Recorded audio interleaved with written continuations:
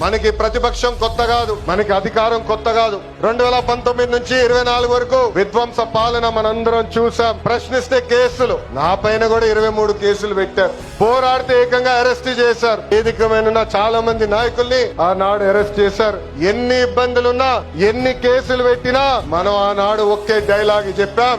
ఏంటది? ఆ డైలాగ్ ఏంటి? తగ్గేదే లేదు.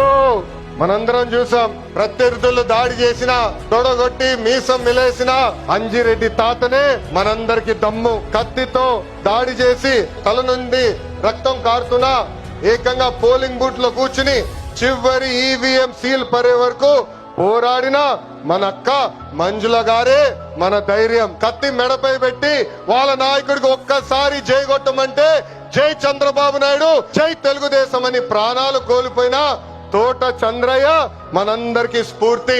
వేదికమైన ఉన్నారు. పార్టీ కోసం పోరాడి ఆనాటి పాలకులు వ్యతిరేకంగా మాట్లాడినందుకు ఆయన కన్ను పొడిచి కంటి చూపు పోయినా జై తెలుగుదేశం మన గాంధీ గారే ఈ రోజు మనందరి సత్తా.